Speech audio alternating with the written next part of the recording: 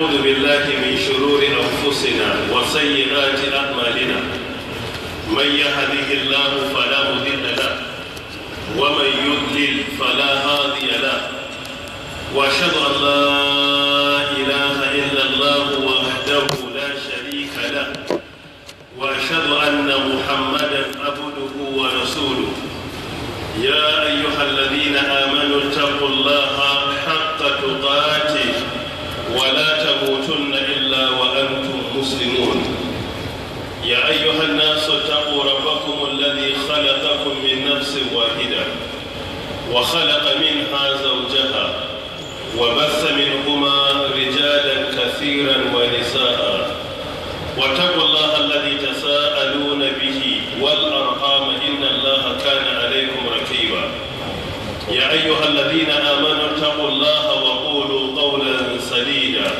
يصلح لكم أعمالكم ويغفر لكم ذنوبكم ومن يطع الله ورسوله فقد فاز فوزا عظيما أما بعد كما يدعو كسام حدوى أولنا مسلاتي نا النور لكينا موسيتو أبوجا don karanta littafinmu na shama'ilun nabi sallallahu alaihi wa alihi wa sallam wanda aka fi sani da shama'il al-muhammadiyya a bisa ga horewa da yadda da amincewa na Allah subhanahu wa ta'ala ya bamu ikon karanta daidai da fassara daidai da aikata daidai Allah subhanahu wa ta'ala ya samu a cikin bayin da ake karɓar ayyukansu muna gaskantar da kai muna roƙon Allah subhanahu wa ta'ala ya isar da mu zuwa ga watan Ramadan Allah subhanahu wa ta'ala ya ba mu ikon shaida wannan wata mai albarka da imani ya ba mu lafiyar yin azumi ya mana baiwa da ikhlasi wajen yin dukkan ayyuka don neman yardarsa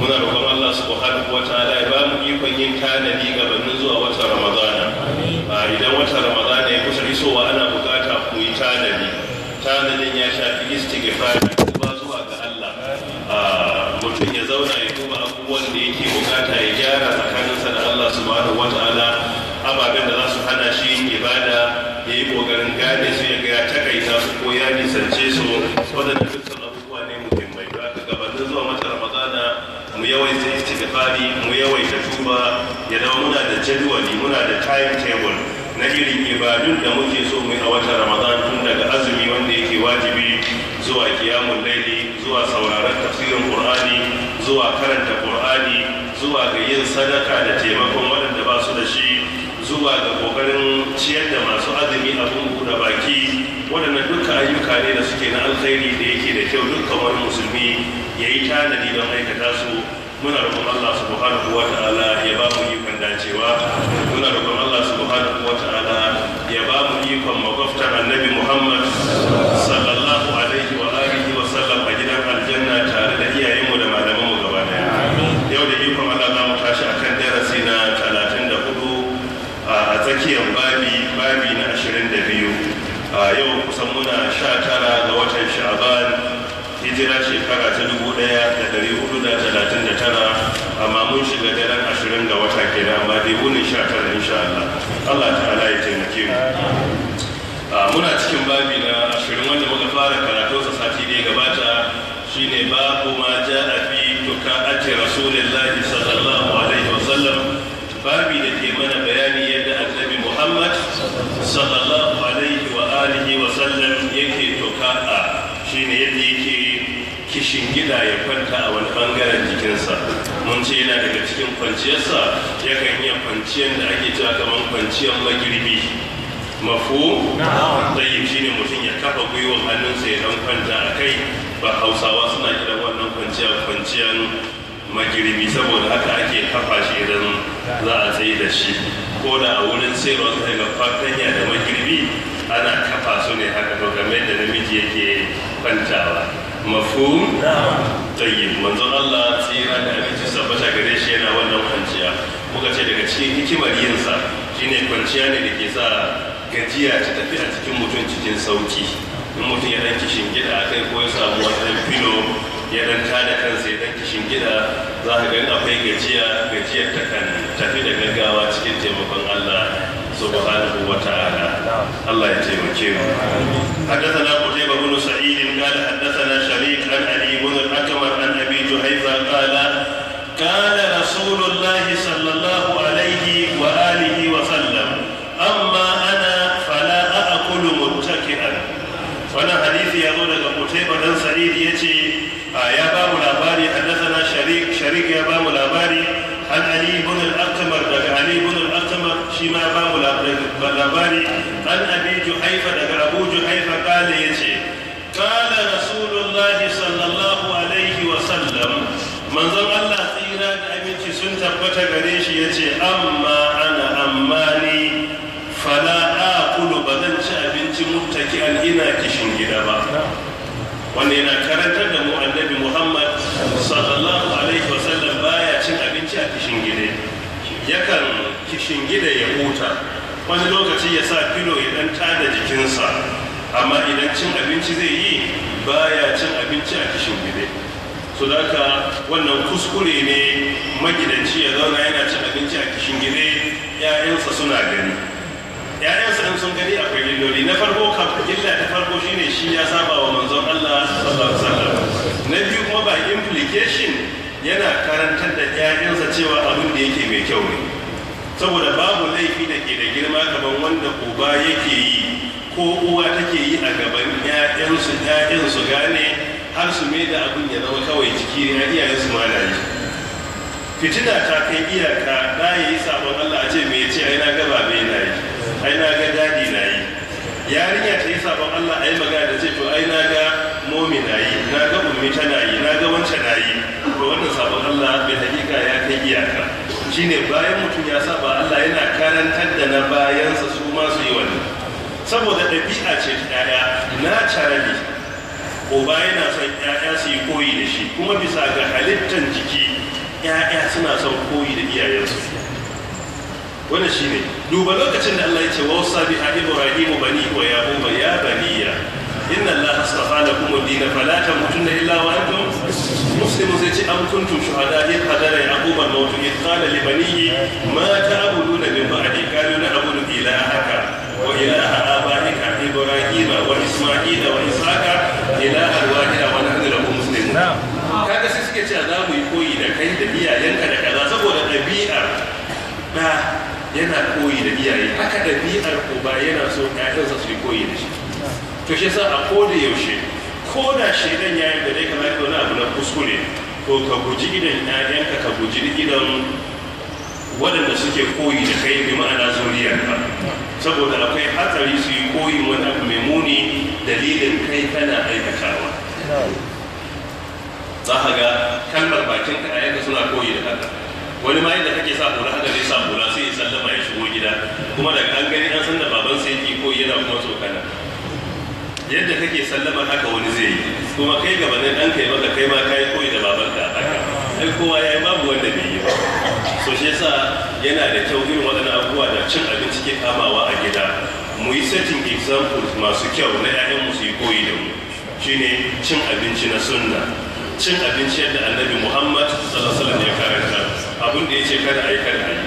Za ka ya ce amma ana ammani fala aqulu ba na cin abinci muttaki'an a bangaren da nake shingida wani bangaren jiki na ina kwance. Ba a so a ci abinci a wannan hali, ba a son abin a sha abin sha a wannan hali. Idan mutum na kishin gida bayan saba wa sunna, masana kiwon lafiya suka ce hatta abinci idan aka ci shi a wannan hali baya sakewa wajen tafiya a cikin hanci. Bi ma'ana hanyarsa ba ta da kyau. Shi ne kamar mutum ne zai hau kan dutse sai ya zama da mota zai hau kuma hanyar ba ta da kyau, babu kwanta kuma zai hau dutse. To abincin bai samun hanya mai kyau ya bi a wannan halin. Narkewarsa a jiki baya yi kyau. In ruwa aka sha bai iya shiga cikin abincin yadda ake bukata. Hanjin bai jin daɗin sarrafar da abincin da ke gudana a jikinsa. Ke sa duk abin da ka ga fiyayyen halittarsa sama ya ce ba zai ne ba ko ya hana yi. Idan ka duba za ka ga babu wani abin da ya hani face yana da cutarwa ga lafiyarka.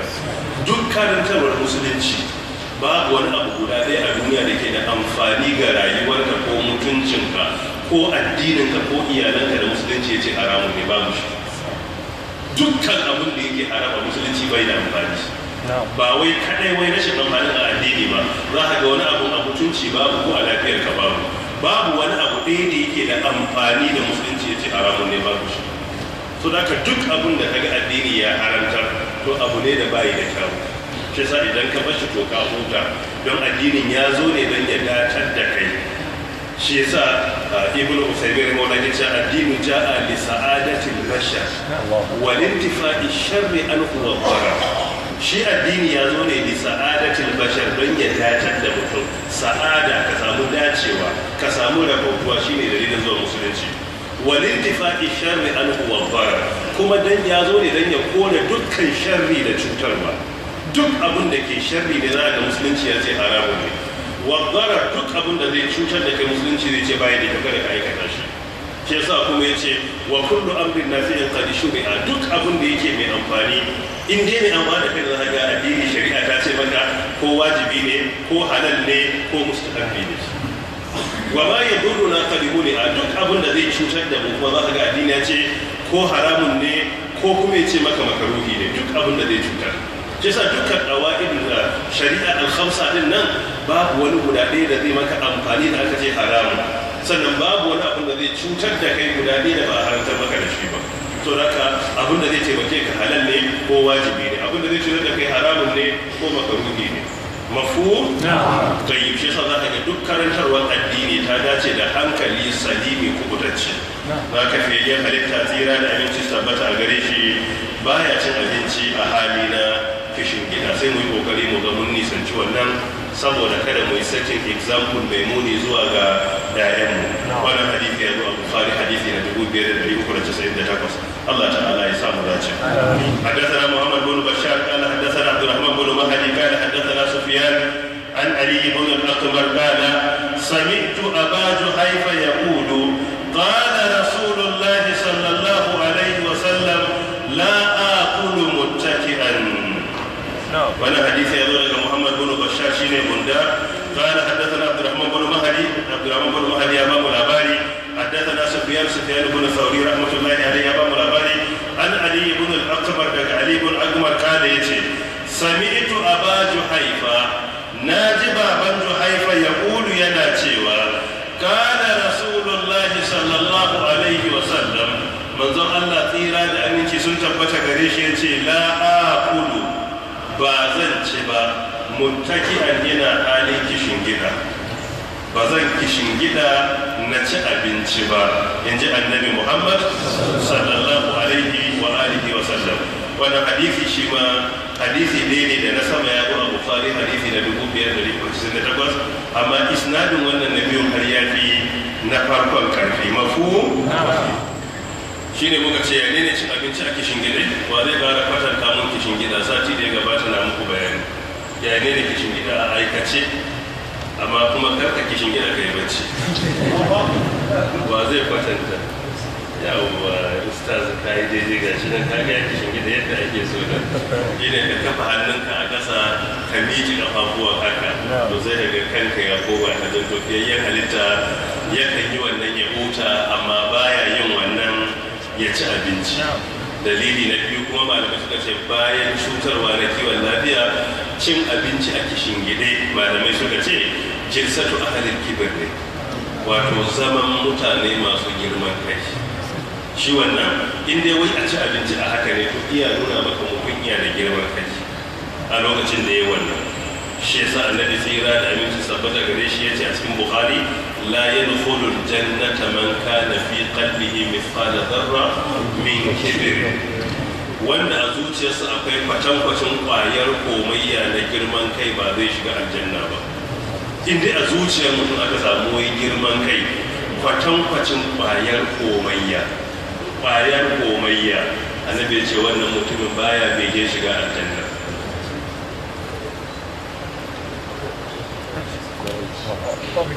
Kwatankwacin kwayar komayya.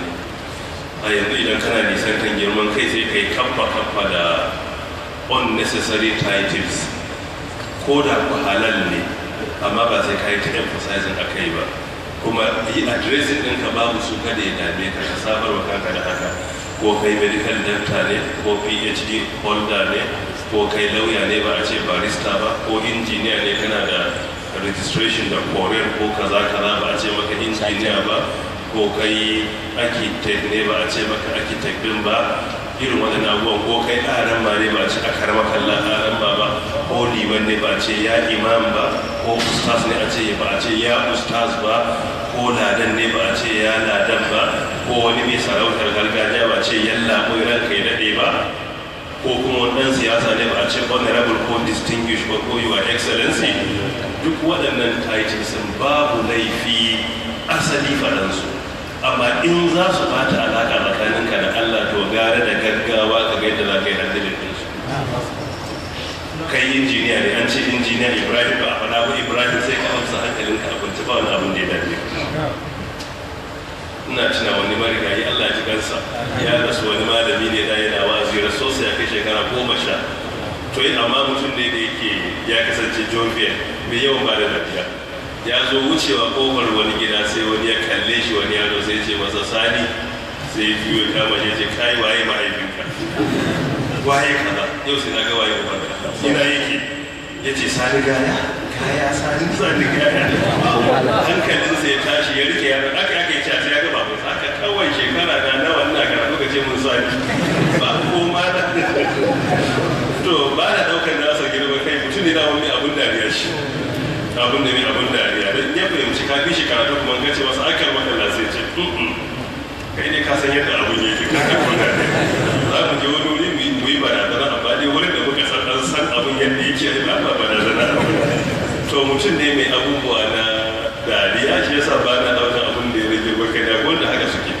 amma ɗabi'a ta titles akwai wanda in ba a kira su da shi wato akwai fitina wani ko gabatarwa ake a wani event zai ce dakata ba a kira shi wani ba waɗannan abubuwan dukkanin su ban baka shiga aljanna ba ka caniya ne da ban kaura wallahi inna akramakum inda Allah ya taka kuma ka'idar aljanna Allah ya ce tilka darul akhirah naj'aluha lil ladina la yuriduna uluwan fil ardi wala fasada wal aqibatu lil muttaqin wancan gida na lahira muna sanya shi ga jama'ar da ba sa bukatar daukaka a bayan kisa kuma ba sa barna Allah ya ce karshe mai kyau yana ga masu takawa so da ka kaga a shekenan asali ma lahirar ta wanda ba su bukatar daukaka ne idan ka cancanta wani ya gaya ma shi kenan in wani bai ma sani ba ko daga gani ya faɗa nuna masa bai ma dame ka ba sai an ba wa kasuwa muhimmanci ake aika sauki idan za ka gabatar da kanka babu laifin lokaci ka rika yin tawadi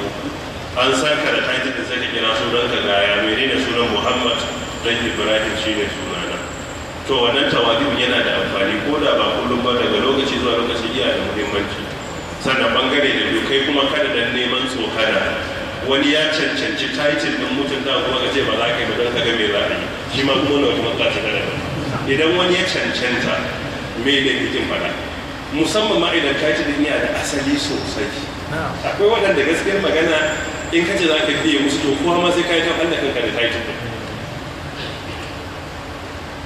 musamman idan mutum yana gaba da kai babu laifi ka kira shi da mutuntawa amma idan yana kasa da kai bai dace da me ka ba yanzu ko me karaman ka je ganin baban kai kalle kai ce dan ladi akwai matsala ko da to menene ciki to kuma wani mulki ga ka yi da baban ka ka ce ka sai da aka yi samu icen hular ruwan wankan ka ne ka sai da aka yi ka ce shi yana nan yana sanar da yadda aka yi kawo ragon yanka in kai magana ya san yadda ya yi ta alkafura ko al'imani ya kawo ragon aka yanka to me za ka masa to shi sa kuma wani lokaci idan mutum na gaba da kai dan da kira ka da title ba kar wannan kuma ya dame ka amma kai in kana kasa da mutum yana da kyau kuma ka mutunta shi da title din da babu laifi amma kuma in kai ba a title sun baka da ya dame ka kuma wannan kada ya zama wai kai ya dame ka sai dai babu laifi na wannan kasa da kai sai ka koya masa mutunta na gaba da shi don ya koya wannan ko ba laifi bane amma ba wai don abun ya dame ka bane mafu tsayi waɗanda duk abubuwa ne da suke muhimmai kuma in aka zama an jingiri gare su da yawa suna da hatsari matuƙa da gaske wani ko ya rike title din ya wuce to ko business card zai sai ya ke nuna da ya taɓa rike kaza duka don duk a gane ba kada wannan duk ba wani abu ne mai muhimmanci ba. Ka rike ka yi abin da kai na alheri, Allah ya bada lada, wanda aka kuskure Allah ya yafe. Legasin da ka bari shine muhimmi, ba wannan title din ba. Wanda duk makarantun da suke arewa sai biyu Zaria sai mun tsaya muna kiran title din sa don Allah ya ji kansa. Mutum nawa mai san title din sa, amma ba ga legasin ko ina ba. Ga biyu Zaria, ga makarantu daga Saudarin Memorial College ga kaza, yanzu ba mai da mana title din. Saboda legasin da aka bari ya masa ba ka ma tunanin title din. Waɗannan koda ka ba su darajar su formally ko baka ba ba informally, ka san informally shugabanni ne, kuma har kasa ta nada ya arewa dai shugabanni ne. Allah ya karbi daidai din su, kuskuren su Allah ya yafe musu insha Allah. حدثنا يوسف بن عيسى قال حدثنا وكيع قال حدثنا اسرائيل عن سماك بن حرب عن جابر بن سمرة قال رأيت النبي صلى الله عليه وسلم متكئا على وسادة. وانا حديثي يقول يوسف بن عيسى حدثنا وكيع بن جراح يا بام الأباري، إسرائيل يا بام الأباري دغ سماك بن حرب عن جابر بن سمرة دغ صحابي جابر بن سمرة قال يتي رأيت النبي صلى الله عليه وسلم ناغا النبي tsira da aminci su tabbata a gare shi muttaki'an ya kishin gida ala wisadatin akan filo. Shi filo wa ke bukatarsa shine wanda ya gaji don ya huta, wanda kuma bai gaji ba ya lazimci filo ba labe suka ce shi kuma baya bukatar rabauta. Shine wai la yajidu sa'ada man lazima wisada. In dai kana son sa'ada to sai ka je ka gaji in kada sai ka kishin gida akan filo. Amma in kana zinci filon kullum akan sa kake, baka je kuma ka tashi kai gwagwarmaya ga rayuwa, faɗi tashi don neman ilimi ko don koyon sana'a ko don kare mutuncin kanka ba, to kuma sai ka kare ka zama kai ma kayan filon. Yadda filon ya kare sai mutum ya kare a haka. Wannan hadisi ya karanta da mu annabi tsira da aminci sabbata a gare shi kan kishin gida akan filo. Don haka a falonka ko a ɗakinka don an samu filo da kake kishin gida a kai, in ka zo kanka ji ko kuma baki su zo ka tura musu ɗan kishin gida a kai, wannan daidai ne. Mai hujja annabi tsira da aminci su tabbata a gare shi yana yi. Wa khairul hadi hadi Muhammadin sallallahu alaihi wasallam. Babu wata shari'a a duniya da ya wuce karantarwar annabi Muhammad sallallahu alaihi wasallam. Idan ka rike shi a matsayin role model ɗin ka doka huta, abin da ya aikata ka aikata, abin da ya bari ka bari. Mafhum? Tayyib, inda ya fi karfin ka Allah subhanahu wa ta'ala ya sani. So da haka an samu fiyayyen halitta ya kai kishin gida akan filo, musamman idan ka je zauren mutanen da, inda manya ne za ka ga har yanzu ana samun filo a ciki. Zai wahala ko mutum ya ce bai tashi ya ga mahaifinsa na wannan ba, ko irin dattawan da ke kwanciya a zaure sai ka gan su da dan filo suna dan tada kansu a kai haka. Wannan ɗabi'a su ne. Wani falon ma babu kujeru sai iya filin dukan ne kawai, duk wanda ya zo sai ya zauna a kai ya kishin gida. Amma yanzu an fi damuwa da kujeru ko Allah ya rufa mana asiri. Wannan hadisi Sheikh Muhammad Nasir rahimahullah ya tabbatar da ingancinsa a cikin sahihu sunan Abi Dawud ko kuma sahihu Abi Dawud nasa. Sauran hadisan tun da mun ishara zuwa ga Bukhari, inda Imam Bukhari rahimahullah ya hadisi ba a tsayawa inda a cikin al-Jami' as-Sahih ne, shikenan ya tabbatar da ingancinsa, ba a tsayawa magana a kansa. Mafhum? Tayyib. Qala Abu Isa yace lam yadhkur Waki ala yasarihi, a riwayar Waki bin Jarrah bai ce ya kishin gida akan filo a hannun hagunsa ba, kamar da ne ga bayani sati ne gabata, kawai yace ya kishin gida ne. So da haka Waki bai kara akan ala yasarihi ba. Wa haka da wa ghairu wahid an Isra'il na hawa riwayat Waki, haka kuma sama da mutum daya suka kawo daga Isra'il daga riwayar Waki ibn Jarrah. Wala na'lamu ahadan rawa fihi ala yasarihi, ba mu san mutum ɗaya da ya kawo wannan hadisi ta hanyar Waki ibn Jarrah da yace akan hagu yake kishin gida ba. Kisa sati ne gabata na yi bayanin cewa kishin gida bangaren dama ya ta asali. In ba kwanciya bane kishin gida hagu akwai malaman da ke ga halal ne, amma kuma a damar shi ya fi dacewa, saboda wanda suke ga halal ne sun dogara da wannan ziyada ƙarin da aka ce ala yasarihi ya kishin gida hagu. Wanda suka ga ya inganta suka ce to wanda bata kawo ala yasarihi ba muna iya ɗaukar ta a matsayin riwaya ce ingantacciya. Wanda ya ce ala ya sarihi sai a dauka a matsayin abin da ke cewa ziyadatu thiqatin, wato wani ziyada ne na thiqa. Riwaya ziyada ta thiqa makabula ne a wurin hadisi. Idan adali ya ƙara wani abin da wani wanda ya roto bai kawo ba to ana iya karba. Amma idan ya zama shi din wanda ya ƙara nagartarsa da karfin memorinsa da fahimtarsa bai kai wanda ya sabawa ba, ko da mutumin kirki ne to nan ya zama shazi, nasu na zama mahfuz. Amma kuma in aka ma dace shi da ba a karɓar hadisinsa, amma su nasu ana karɓa, wanda suka saba ma nasu ya zama al-ma'ruf, nasu ya zama al-munkar. To daga wanda suka ga alayi tarihi halin ne suka ce ziyada ne na fika, wanda suka ga ba za a shingida hagu sai a dama, su kuma suka ce a ba ziyada na fika bane. Hadhihi riwayatu thika allati tukhalif رواية المحفوظ. مفهوم؟ طيب. صدق بسقال الشيخ على يساره إلا ما رواه إسحاق بن منصور عن إسرائيل. سيدي كون رواية إسحاق بن منصور ده إسرائيل أنني أكثر ده على يساره ياكي شنكدا بانغران أبونسا ما بانغران ده ما يفيدا سوا والله تعالى أعلم. بابي ناشرين ده باب ما جاء rasulillahi sallallahu alaihi wasallam, babi da ke bayani cikin kishingida ko dogara ko dogaro na manzon Allah tsira da amincin sabbata a gare shi. Wannan babi na kama da na baya, a nan an ce ittika, a babin baya aka ce tuka'ati. mal farq bayna tuka'a wal ittika, bai ba mace tsakanin su.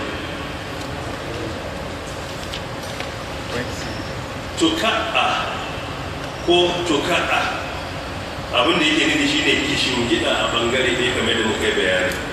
Ittika kuma shine dogaro kamar ka dafa wani dan ka tashi, ko kana cikin halin rashin lafiya ba za ka iya tafiya da kanka ba, sai ka dafa kafaɗan wani ka ɗan ɗora ƙarfinka a kansa kana tafiya, ko kuma kana cikin halin rauni don shekaru ba za ka iya tafiya ba, sai ka samu wani wanda za ka dafa kafaɗan ya zama ka rage ƙarfinka a kan ƙafufuwanka, ka ɗora wani ɓangaren nauyinka a kan jikinsa don ka samu ikon yin tafiya. Wannan shine ittika, dafa wani abu musamman mutum don a yi tafiya. Mafhum? Dai musamman halin kiyama a lokacin miƙewa. Ba dukkan mutum ne yake da lafiyar da zai iya dafa ƙasa da kansa kawai ya miƙe ba. Wani ba zai iya yi ba don rashin lafiya, wata ba ta yi don rashin lafiya, wani ba zai iya yi ba don shekaru sun ja, saboda jan da shekaru suka yi yana da bukatar lokacin da zai miƙe sai an ɗan taimaka masa, ko sai ya kama wani abu ya rike tukunne yake iya miƙewa. Tsufa ke ba ta barin mutum, inda shekarun suna zuwa ana irgawa 1, 2, 3, 4, 5, inda mutum na da nisan kwana akwai ran da kuma sai an tsufa. Wannan yakinan ne. Shekarar za ka ga mutum tun yana matashi in ya kalli wadda zai ce dama mu ne a nan wurin, kuma yanzu in ya kalla shi kansa ya zama haka ake ba haka ake ba, yanayi ne na rayuwa. In dai ana raye da kaɗan wasu shekaru ka zo masallacin nan da nisan kwana, waɗanda kake gani a nan matasa ne, sai daga wani ya zo wajen su ne dattawa, kuma yan kama hanya, ko ba ka so an kama hanya ka ji cikin su ɗin kuka gani za a bude yan ƙanana, komai sun ce za a mana kaza, za a yi kaza, a yi kaza, bar kaza. To yanzu ka waye gari in za a ba da aure ba a iya yi sai ka zo, ko sai ka ba da izini, ko sai ka yi kaza. Sai ka duba sai ka ga na ƙasa da kai yanzu sun fi na sama da kai yawa, da 'ya'yanka da 'ya'yan kannanka da 'ya'yan yayinka, sai ka a cikin familin ku wanda suke ƙasa da kai an girga su sun fi wanda suke sama da kai kawunanka baffanunka, musamman a bangaren ma shekaru. To da wanda yake na muka ce ba an kama hanyar Allah ta'ala ya samu wani lafiya. So da haka wannan babi na karantar da mu ne dafa wani abu don a miƙe ko don a yi tafiya. Ana aikata wannan inda tafiya kamar gajiya idan ya yi tsanani. Kana ma matashi lokaci ba in gajiya ta yi tsanani za ka tashi a bacci, za ka dama sai ka kaga tashi. Ka taɓa yin haka? Maybe ba ka taɓa noma ba. Duk wanda ke zuwa noma farkon damuna an ji an fara aiki mai tsanani, za ka zo tara sai za ka miƙe sai ka ji bayan na kawo ba zai iya miƙe ba. Yanzu wasu wata gida bai taɓa aikin noma ba tun da yake Abuja tashi bai sai da ake a yi noma ba da Allah ya sa kar ya kama ka abun ma ko kuma da to in ya kama ka kai da kanka aiki ya shiga ba ka taba yi ba a koya maka a gida ba ka girma kuma ka kama hanyar gona ai harkar noma in dai da ban gidan ku ba a yi ba a sabar da ku zuwa gona ba kuma ba ku saba zuwa gonan ana ga hadiri ana guduwa gida ko a lokacin kuke fita ba sai ba kai noma ba ai noman shi ne ba ka ma ga hadiri garin ya yi baki kowa yana dawowa gida ko kuma kuna kara kuta waje mutum da suka yi wannan ajiyar kaɗan ne Allah ya rufa mana asu yaran yanzu in ka kure musu gona ba za su yi cek ba yanzu yaro yana abuja ya saba a kai shi makaranta a mota a ɗauko shi a mota ran da ba isi ba ya fahimta in ka ce ga keken na fiye shiga kunya yake ji ko suna jin kunya kamar maganar gona ba na su bane dina Allah ya rufa mana asu amma ba da yadda lokaci a garin kai su ita rayuwa dole ka shirya mata in ta yi ruwa rijiya in aka tona ba ta yi ruwa ba kuma mai shadda dole ne a shirya rayuwa ana tono in ruwa ya zo sai mu daure ta zama rijiya in bai yi ba sai a mata murfi ta zama shadda ko ta rayuwa haka ake yin ta dole ka shirya kowane irin jarrabawa ta zo za ta same ka ka zama kai karago ne ta ko'ina ta bada gadon baya ne ko'ina ta bada daidai ne ko ita ce rayuwa amma ran da ka zama cewa wai duk inda ka bada ba gadon ba bane sai na shirya maka ina abun ba zai yi ba Allah ya ta'ala ya rufa mana asiri waɗannan ayyuka sahabbai sun yi fiye halitta yakan je gona sahabbansa sukan je gona kuma abun mamaki sai Allah ga zamanin su ba malalata irin mu a yanzu yanzu yaro yana ga je digiri a ingila ya dawo a ce je gona ma girman kai ba zai bashi ba zai fahimce ka yan kaɗan ne suke da wannan juriya kuma a arewa musamman arewacin ƙasar nan ba mu da wani gatan da ya wuce harkar noma harka ce da in an rike ta an kayata ta an kula da ita insha Allah ta'ala za ta rike al'umma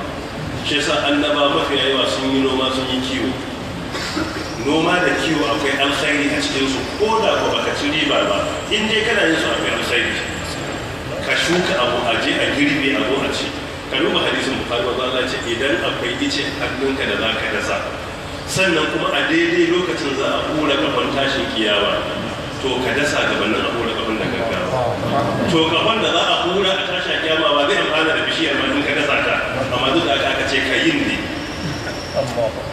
ka dai dasa ko da ba mai amfana da saka wuce a filin kiyama inda kana da iko wanda ke bayyana maka in za ka yi abu na shuka ko da kai ba zai amfane ka kai tsaye ba kai Allah ya san wanda zai bai amfana da shi ko bai amfani wani ba kana da ladan yi yau idan kowa ya ki noma me za mu ci ko da kudin ka za ka ci kudin ne ka taba yin da ake zuwa a dafa kudi a ci ba zai yi ba so shi ke nan a noman da kudin ka je ka sayi abinci lafiya ka ci wannan ma nima ne alfarma aka maka dan wani bai yi nawa ba za ka ce ba kuma kudin ba a cin su الله تعالى يتمكن حدثنا عبد الله بن عبد الرحمن قال حدثنا عمرو بن عاصم قال حدثنا حماد بن سلمة عن حميد عن انس ان النبي صلى الله عليه وسلم كان شاكيا فخرج يتوكل على اسامة بن زيد وعليه ثوبا قطري قد وشه به فصلى بهم وانا حديثي لك عبد الله بن عبد الرحمن حدثنا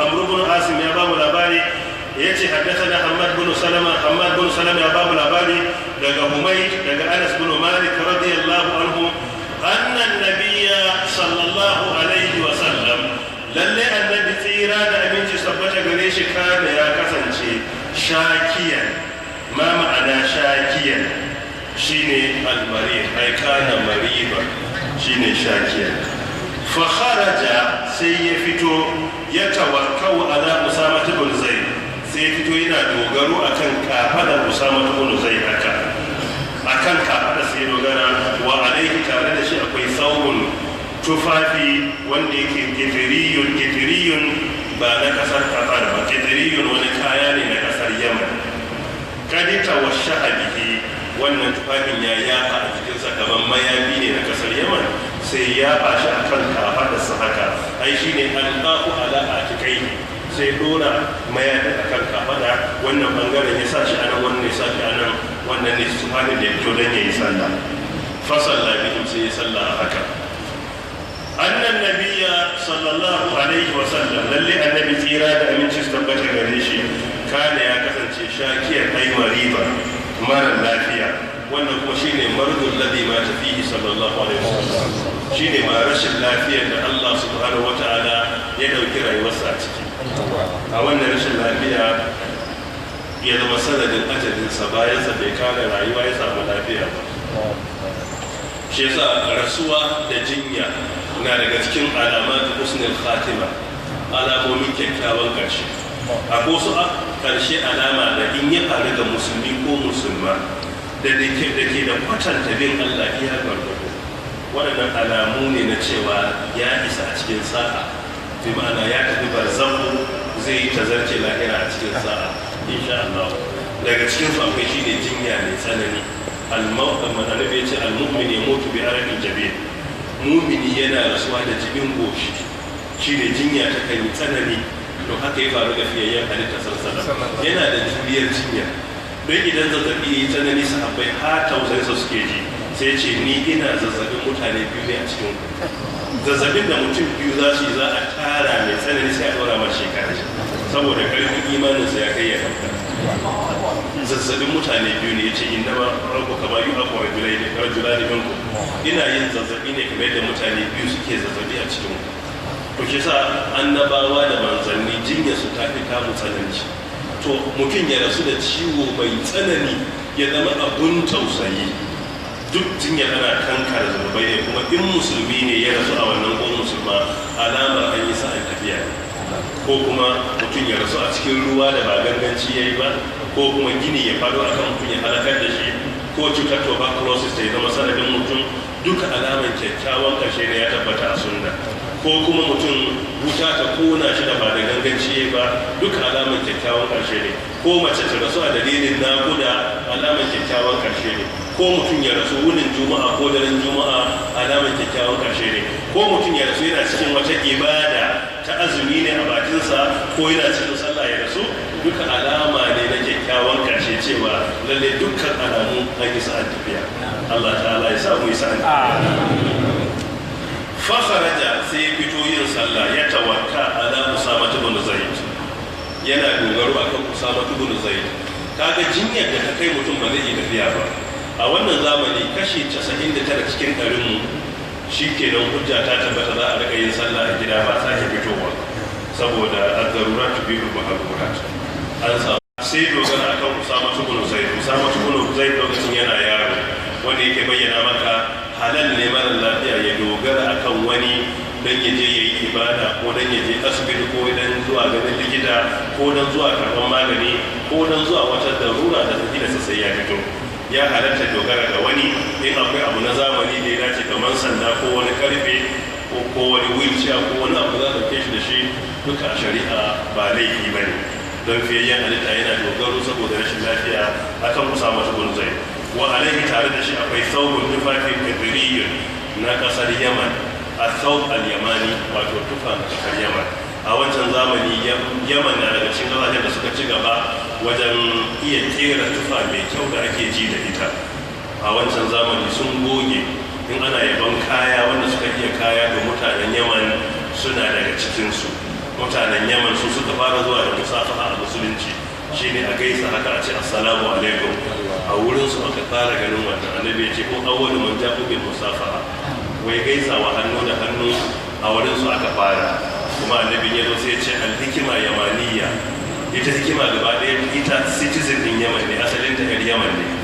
Ya ce wal imani yamani, imani shi ma asalin sa citizen din Yaman ne, ko ina ya je ba ko da, amma asalin garin su dan Yaman ne.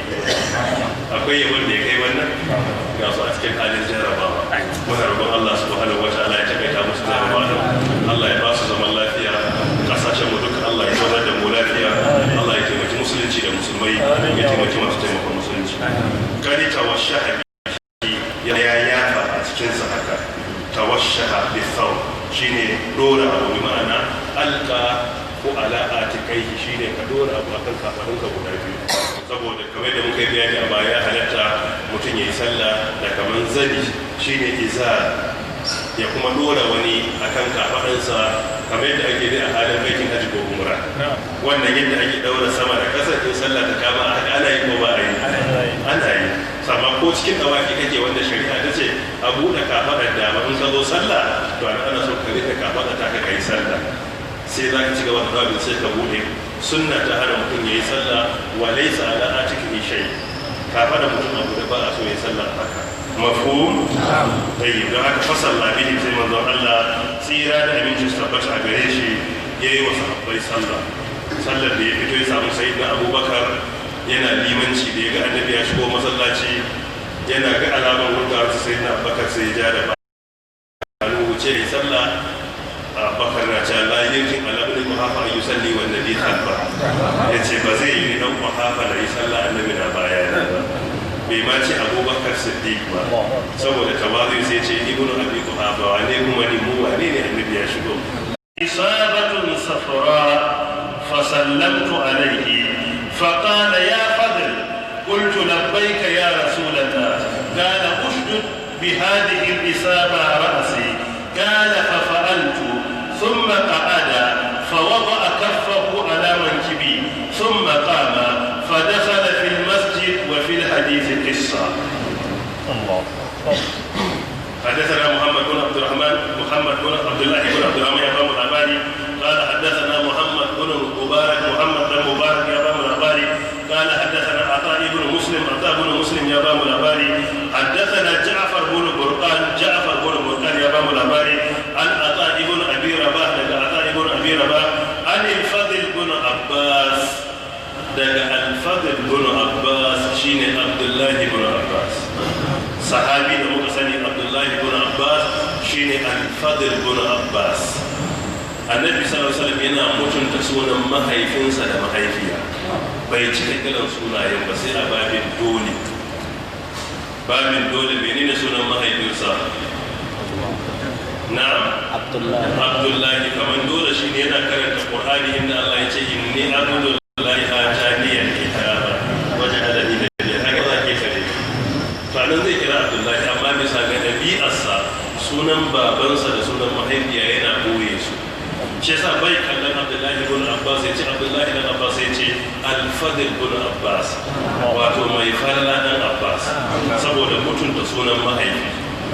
Kunya da ɓoye sunan mahaifi da mahaifiya wannan ba wai kasawa bane ba bid'a bane girmamawa ne mutuntawa ne.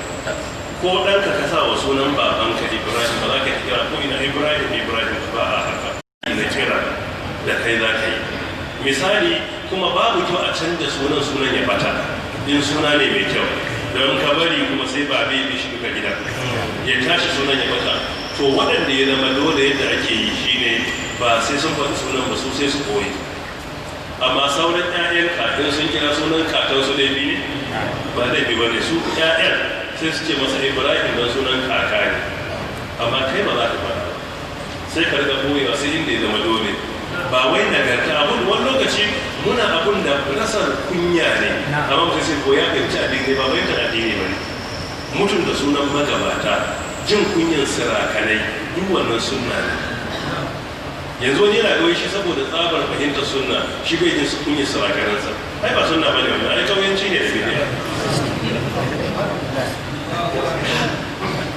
mutum ya baka ɗaya ko ɗaya ko ya baka ɗaya ko ta baka ɗaya kuma ka ce ba ku ya tsakanin ku ai baka fahimci addini ba ai fahimci addini ka gansu za ka sun kai da kanka ai haka ake yi to sunan iyaye ana jin kunyarsa ba daidai bane ka sa sunan babanka a gidan kuma kowa kai ba ka yi kyansa Ibrahim Musa da yi ba annabi yakan ce Al-Fadl ibn Abbas bajja Abdullahi ibn Abbas me yasa ya boye saboda sunan ya cancanci a boye shi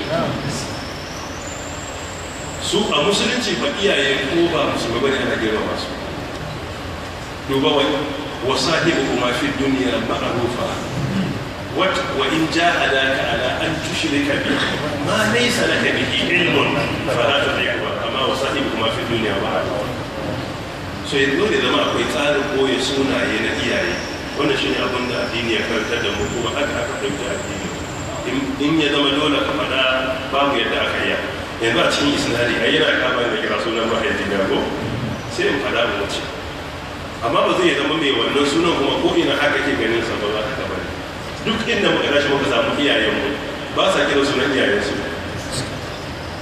haka ne ko ba haka ba.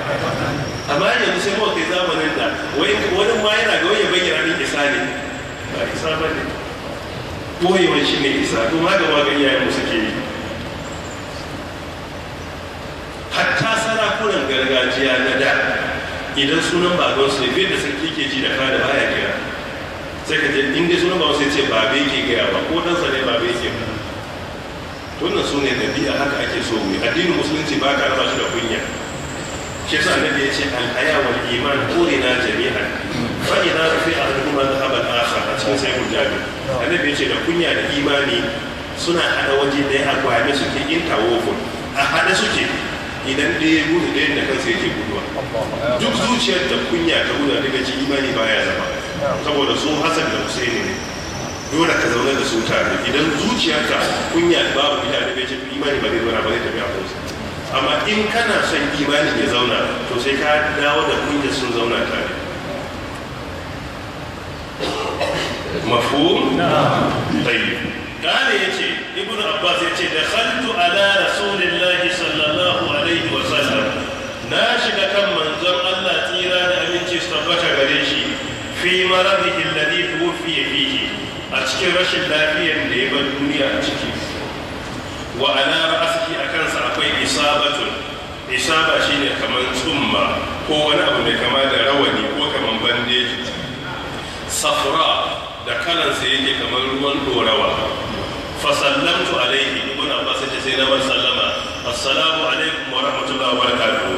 Faqala, sai ya ce mun ya fadil, bayan ya amsa ya kai al-fadil, kaga bai ce ya Abdullah, sai ya ce ya fadil. Qultu, na ce labbaika ya rasulullah, amsawanka ya manzon Allah sallallahu alaihi wasallam.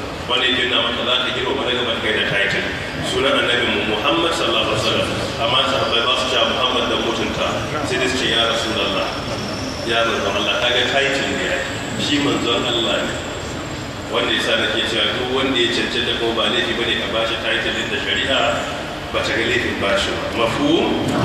Tayyib. Kale yace ushud bi hadhihi isaba ra'si, zo ka daure mun kaina da wannan tsumma, wato kan yana tsananin ciwo, kansa na ciwo matuka, shine ce a zo a daura kan ko zai ji saukin ciwon kai sallallahu alaihi wasallam. Kale yace fa fa'altu, sai na aikata haka. Thumma qa'ada, sai ya zauna. Fa wada'a kaffahu ala mankibi wa fi riwayatin mankibayya, sai dora hannayensa guda biyu akan kafadata. Thumma qama, sai muka tashi da shi a haka kenan, sai miƙe akan kafadatawa. Fa dakhala fil masjid, sai shiga masallaci. Hadisin yana da tsawo, a haka ya tashi ya shiga masallaci sallallahu alaihi wa sallam. Hadisin yana da hanyoyi da yawa. Muhammad Ja'far bin Qur'an asali akwai illa tare da shi, wanda yasa Sheikh Muhammad Nasir rahmatullahi da cikin muftasar na Shama'il ya kawo illa cikin isnadin, amma Imam Tirmidhi rahmatullahi inganta shi, kuma Imam Zahabi rahmatullahi alaihi ya kawo kissosi na tarihi da ke iya ga wannan yana iya inganta. Wallahu ta'ala. Babu ma ja'a fi sifati akli Rasulillahi sallallahu alaihi wa sallam. Za mu shiga wani bayani? Ba za a kammala bayan ba. Babi da ke bayani akan cin abinci, siffar cin abincin manzon Allah sallallahu alaihi wasallam. Ya yake cin abinci? To bari mu karanta ko hadisi biyu ko? Wannan babi yana bayanin siffar cin abincin manzon Allah, tsira da aminci su tabbata a gare shi. Malam ya buɗe wannan babi ne don ya bayyana mana ya yake cin abincin, ya yake zama idan zai ci abinci. Mun bayyana wasu daga cikin siffofin zaman sa zai ci abinci akalla a karatun baya. A wannan babi za a kawo wasu na idan zai ci abinci ya yake zama sallallahu alaihi wa alihi wa sallam. Haddathana Muhammad bin Bashar kana haddathana Abdurrahman bin Mahdi an Sufyan an Sa'd bin Ibrahim an ibn Ka'ab bin Malik an abihi anna an-nabiyya sallallahu alaihi wa sallam kana yal'aqu asabi'ahu thalathan. قال أبو عيسى وروى غير واحد وروى غير محمد بن بشار هذا الحديث كان يلعق أصابعه الثلاثة. وانا حديث يقول لك محمد بن بشار لك عبد الرحمن بن مهدي لك سفيان بن سعيد لك سعد بن إبراهيم لك كما ابن لكعب بن مالك لك بابنسا شيني كعب بن مالك أن النبي صلى الله عليه وسلم lalle annabi tsira da aminci sabbata a gare shi kana ya kasance yal'abu ma ma'ana yal'abu shine me sudewa yana suda yatsunsa guda uku shine in yayi me in ya kammala cin abinci. A babin baya can mun yi bayanin siffar cin abincinsa a sunna. Abinda zan kara a nan wurin na farko a sunna shine idan mutum zai ci abinci da hannu ana so ya wanke hannu, saboda ba a son mutum ya ci wani abin da zai cutar da shi na kazanta. Idan yana tsammanin wani abu a hannunsa na infection ko wani abu, babu laifi abin da ake aiki da shi na zamani a wanke hannu don kashe wata kwaya ta cuta da ake tsammanin tana iya samuwa a hannu. Ba kuma zargi ba ne ga mutane don kayi musafaha da mutane a sallar juma'a ka je ka wanke hannunka tukunna ka ci abinci, wannan ba kasawa ba ne. Mai dalili saboda wani ɗan adam ɗin ma yana da wata damuwar shi ma bai sani ba a hannun nasa, kuma ƙoƙarin koyi da suna sa a gaisa da shi kansa bai sani da cutar ba. To a sunna ana wanke hannu. Idan aka zo cin abinci sunna ta karanta da mu fiyayyen halin sallallahu idan ya san abinci yana sha'awa sai ya ci, idan baya sha'awa sai ya bari. Aibata abinci na halal bid'a ne. Ma aba rasulullah sallallahu alaihi wasallam in ishtahahu akala illa taraka kamar da hadisi ya Bukhari. Fiyayyen halitta bai taba aiwata abinci ba a rayuwarsa. In dai halal ne, in ya ba sha'awa ya ci, bai ba shi abinci wani sha'awa sai ce a bismillah ku ci. Amma kai ba ne wa ba ci to ni waye, ka ni ba da ci baya wannan. Shi abinci ni'ima ce daga ni'imomin Allah.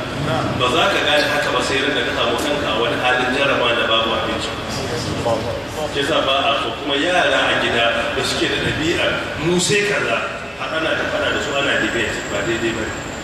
Ko da za a bi abin da suke so a musu abin da suke so, amma ba daidai ba ne a bari suna aiwata abinci. Yanzu da mu abin da muka saba da shi da safe me kake ce? Dumame ko kosai da kunu. Kuma har a yanzu abincinka na karyawa mai kamshi awar dumame. Amma yaran yanzu ba za su fahimce ka ba. Sai dai shayi da biredi da kwaso ya fai. Shi za ka ke ganin sai da kasar kawai ne babu ƙarfi. Amma kai ka tashi kana ɗiban dumamen dawa, dumamen gero, dumamen masara. Ba haka ake yi ba?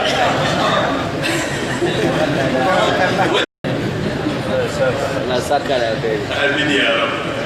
To shi yasa a ka'ida ba daidai bane a bari yara su koyi aibata abinci. Idan ka yi hada ka abincin da bai sani ba kamar ya je magunta ko wani abu ne ba zai kawo wa abinci kana so ka ci, shin kunya ta karantar da kai ka tambaya menene in ba ka sani ba kuma ka ci kawai ka kawo da kai. Wanne ake yi an ka abincin gashi ne zan iya ci kuma ni ba kone ya rasa ce da Allah abincin nan kame da me aka hana aka yi da shi ne ko kuma na share kawai na ci. A sunna ya halatta a yi tambaya. Fiye ya halatta bai cika yadda ya ci abincin da bai san menene ba da sai ya tambaya. Sai ya tambaya. Ai yanzu musamman yanzu akwai ma wanda zai halarci abubuwa da yawa. Wani ya je ci wani abu masu ya zama damuwa. Ba ka saba da ka abinci ka Allah ya saka alkhairi masha Allah na gode sai da Allah abinci nan kun ba laifi da me aka dani shi na so in sani babu laifi to wannan an yi shi da shinkafa ne aka hada da kaza ba to ba da baya ku yayi shikenan sai ka ci. Wani lokaci yana da kyau ka sani kamar san me kake cin, shi ka san abincin ba da me kake ci yana da kyau. Wannan shari'a ta ba da dama idan ya halitta game da hadisi ba Abu Dawud ya kan tambaye abinci gabanin ya ci, in har bai ci abinci bai san me da me kai daya ka je restaurant ne ka ci abinci sai ka tambaya me da me aka hada wannan duk yana da matuƙar kyau ka sani, musamman kana ta dabarun musulmai ba. Idan ma baka garajen tambaya to tsaron sai ka ci ka koshin gada ka sai ce alade ne. No gaskiya ne ai duk mai shiga Europe ko Asia musamman kasashen da ba musulmai ba ko North America ko South America in dai wai kai gwanin ci ne baka tambaya ba tabbas kana cin alade kana cin kare. Wannan yakina ne. Ta sa duk mai yawan yawace a duniya sai ya yi kafa me yake ci. Shi yasa in ta kama mace sai an yi keke da keke. Kuma tambayar ma ba ɗaya ba lokaci sai an yi na biyu an yi na uku. In ta kama sai an kusa inda ake dafa a tambayo. Sai ka tabbatar. Wani lokaci hatsarin kuma shi yasa ma in akwai halal shop a wurin ka nemi halal. Musamman Europe, America akwai shagunan halal wanda duk abinci ne na halal. Ko akan jirgi ne on board har ka tambaya yana da muhimmanci. Fiye ya halitta yakan tambayi abinci gabanin ya ci. Idan zai ci abinci yakan ci da yatsa uku ne a sunna ta karanta da mutum abinci da yatsa uku. Yatsa uku a hadithin ba a ce ga su ba amma su ne wannan al-ibham babbar yatsa, sai ta biyu as-sababa, sai ta uku al-wusta. Wannan yatsu guda uku da su ake cin abinci a sunna. In za ka ci tuwo ne, za ka ci dan wake ne, za ka ci shinkafa ne, za ka ci indomi ne, za ka ci spaghetti ne da yatsa uku. Wanda zai ce ai da wahala. Ka je mutanen China suna cin taliya ai da ne, yanzu ke suke ci, amma da yake sa kai ne ba a fini ba kaga kuma kwamfulet. Sai kai da aka ce sunna ta ce annabi ya ce kai kai kwamfulet. Shi wancan ya koya da tsinke kai ba za ka koya ba. In ka fara koyon zai fara baka wani, amma in ka saba aka ce haɗa yatsu biyar ɗin ba zai yi ba. Magabata da suka mutum ya sa yatsu biyar a abincin ka tambaye su waye mai alama sai su ce in ka ga mai ci da yatsa biyar ka ko shi ka daura igiya ka sami mai alama da ake wai alamar alama ne. Su ne greedy mutane wanda a cikin abinci ne suke sa yatsa biyar, amma asalin ladabi da yatsa uku.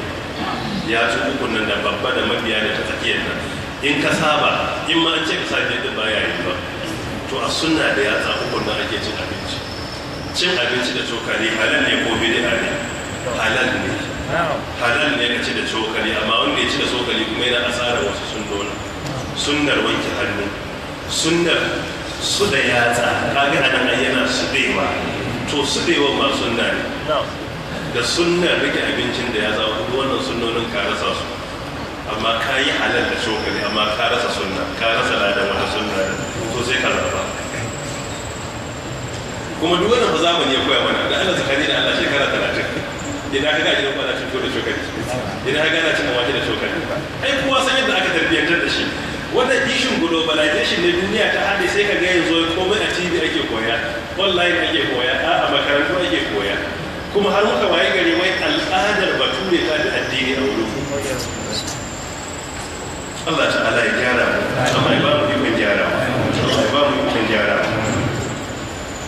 Kana yal'abu asabi'ahu salasan, yana su da yatsunsa guda uku, amma riwaya ta biyun ta fi inganci akan isnadi na farko. Qala Abu Isa wa rawa ghayru Muhammad bin Bashar hadha al-hadith qala yal'abu asabi'ahu as-salasa. Bambanci kawai ma'arifa ne wannan alif da as-salasa.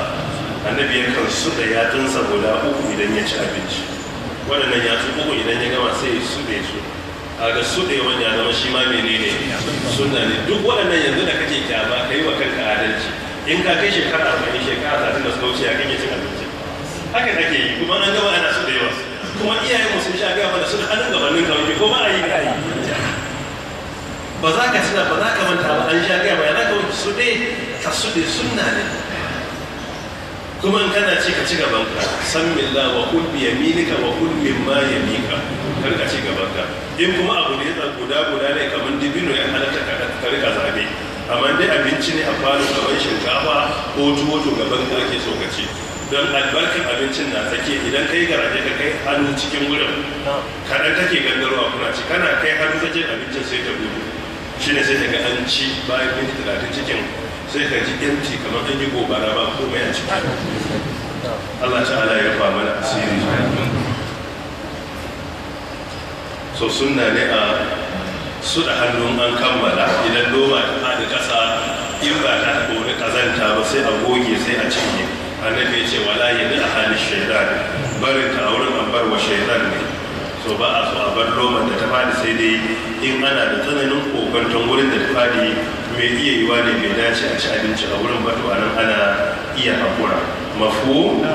طيب اللهم صل على محمد وعلى ال محمد كما صليت على ابراهيم وبارك على محمد وعلى ال محمد كما باركت على ابراهيم وعلى ال ابراهيم إبراهيم إنك حميد مجيد.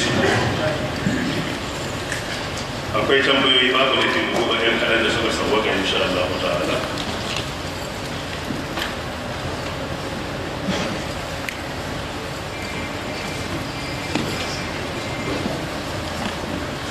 Assalamu alaikum malam, na da ina neman yadda zan same ka ne maka tambaya. Ina da tambaya kamar haka. Ina cikin aiki ne a insurance company kuma ana biyan mu albashi daga wurin, shin halal ne ko haram? To malaman musulunci sun raba harkar insurance gida biyu.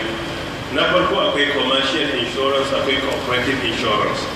Commercial insurance a wurinsu wannan haramun ne kai tsaye, shine insurance da ake yi kamar na rashin lafiya ko abin da ya kama da wannan, sai dai in tilasta ka aka yi kai.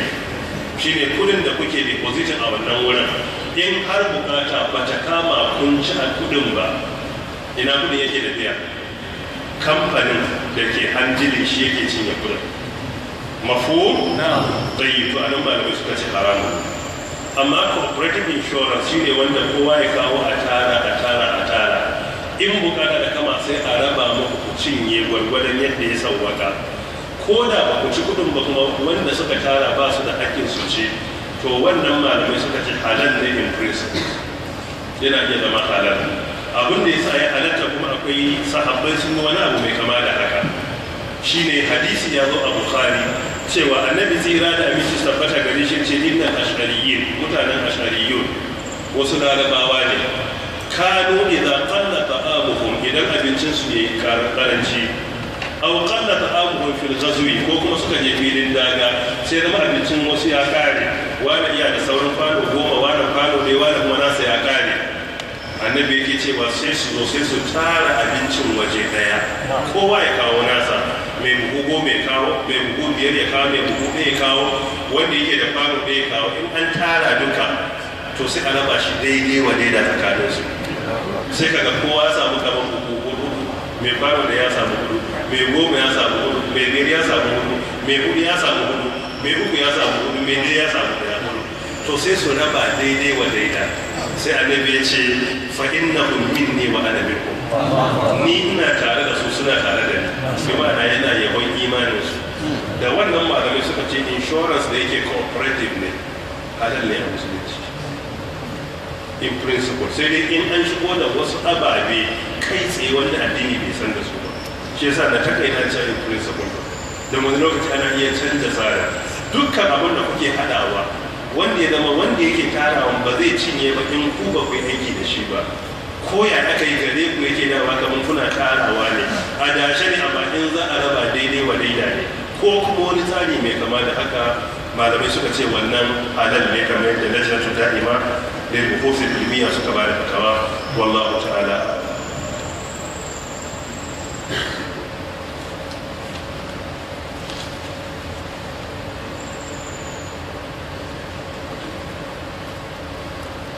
Malam ya ce ni ba ustazu bane, amma saboda na sai da gemu ana kira na ustazu, amma ni na fi so a kira ni da sunana ko alkunya, amma ba na so a kira ustaz, wato yana su roke ne ya fara tsoron title. Wani lokaci al'ada ne, muna da akwai mutunta juna bisa ga tarbiyyar mu da ladabi da al'adu, muna da mutuntawa. Ko ba a ce ustazu wanda ka gaishe da siffar kamala ko yin wajen ce muke malam, ko wani abu gana ce malam ba haka ake yi ba, ai malam ba sunan ka bane, amma ana nufin ya ka cancanci a mutunta maka. A ce malamin ya gani tare da cewa kai kaga ai kai bai yi ba ko. Asalin ustaz a wurin balarabi, asalin ustaz shine professor, wanda yake academia matakin zai kai a ce professor, wanda yake associate professor sai a ce ustazun musharik, wanda yake assistant professor sai a ce ustazun musa'id, amma professor wanda yake cikakken professor sai a ce ustaz. To amma mu a wurin mu kuma kaga kawai gemun ne da rike asuwaki da kuma iya karatun fatiha da tajwidi. To tun da mun mai da shi bisa ga al'adar mu ya yi replacing kawai malam ana cewa ustaz ban ga laifi ba, musamman matukar wannan din bai cutar da kai ka ji wani abu ba da ganin wannan akwai laifi.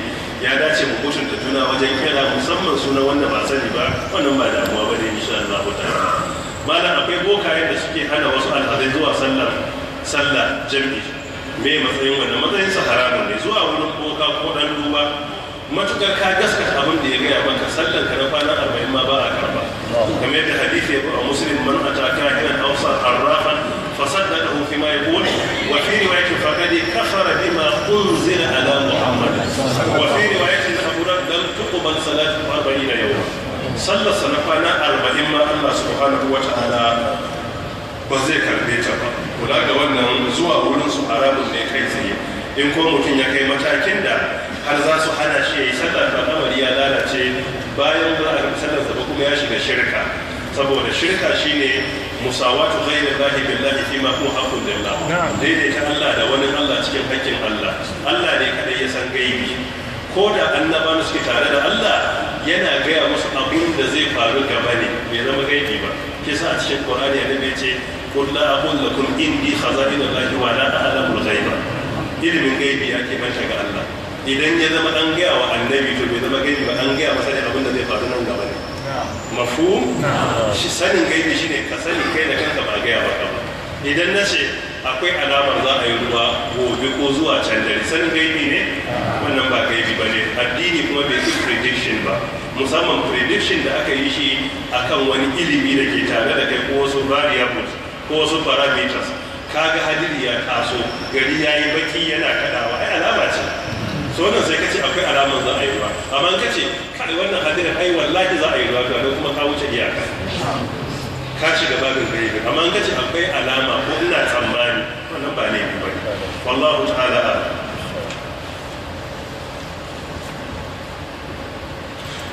wannan ya ce Allah ya kara wa malam lafiya bayan ya yi sallama da imani. amin. malam menene ingancin hadisi ne ke cewa ku nemi duniya kamar ba za ku mutu ba? wannan hadisi bai inganta bai yana cikin al-mawdu'at al-kubra da Ibn al-Jawzi. wa ihmal li dunyaka ka annaka ta'ishu abadan wa amal li akhiratika ka annaka tamutu ga bar magana. wai ka nemi duniya kamar za ka rayu har abada, kuma ka nemi lahira kamar za ka mutu gobe. kai ba za su haɗu ba. ai da mai neman duniya kamar ba zai mutu ba, da kuma mai neman lahira ya mutu gobe. what a contradiction.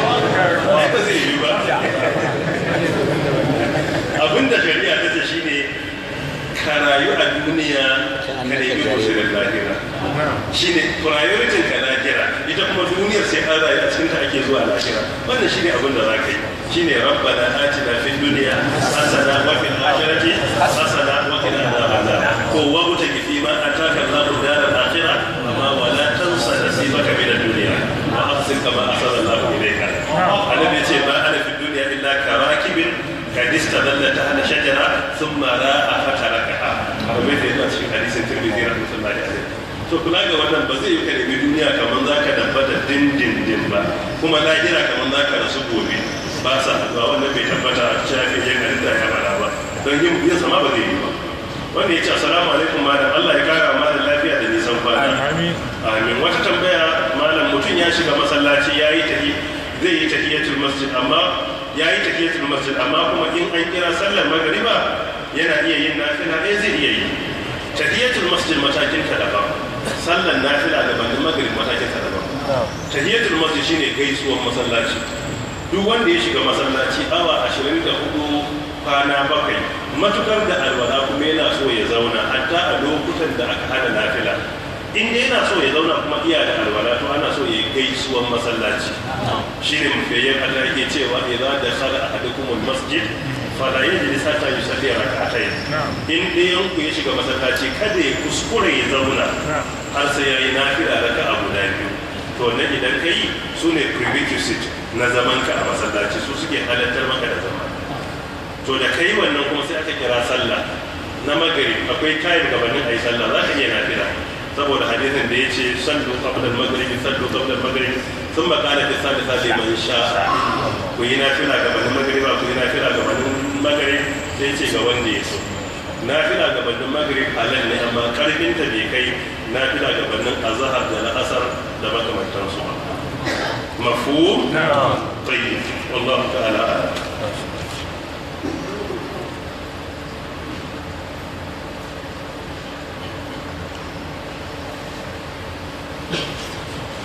Assalamu alaikum, Allah ya kara wa malam lafiya da imani ya ji kan mahaifan malam da rahama, amin.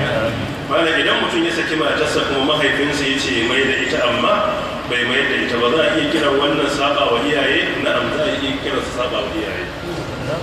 Matukar ba wai mushrika ba ce, mushrika ce shari'a ta haramta wala tankihul mushrikina ko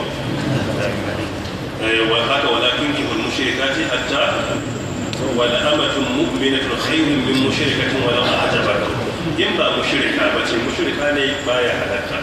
In dai ba mushrika ba da iyaye suka ce sai ka mai da ita, in ka nemi shawari na zan ce in kana son mai da ita ka mai, in ba ka so ka je ka zauna gaban su ka roƙe su don Allah su daga ma gaba.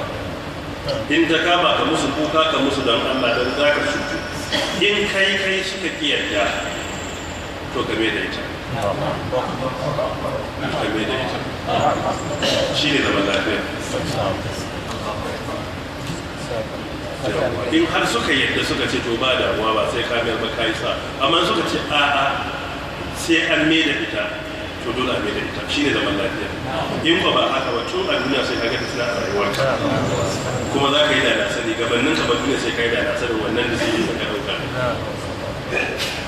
Shi yasa su fa iyaye dole sai ka yi maintaining cordial relationship na inda ka shiga damuwa ka roki alfarma za a daga maka, amma kar kai da su yi fushi da kai ko ba su ce no sai an yi, don kai wannan ka faro kan aiki ba a yadda. Duka rabautan ka a duniya da lahira wallahi abin ya ta'allaka da alakar ka da su ne mai girma.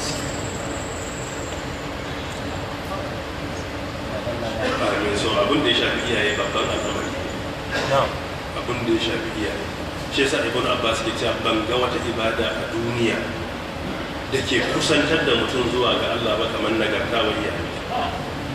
Ban ga wata ibada a duniya da kai wannan Allah ya da mutum kamar nagarta wa iyaye ba. Ka zauna gaban baban ka ya ce Allah ya maka albarka, na gode, wallahi ka yi sa'a. Ka zauna gaban baban ka da ce kai kan Allah ya taimake ka, na gode, Allah ya baka masu maka. Ba abin da kake nema, wannan ya fi duk addu'ar ka ta cikin Ramadan kana kiyamar kai. Allah ta'ala ya fama da shi. Allahumma salli ala Muhammad wa ala ali Muhammad kama sallaita ala Ibrahim wa barik ala Muhammad wa ala ali Muhammad kama barakta ala Ibrahim wa ala ali Ibrahim innaka Hamidum Majid. Wassalamu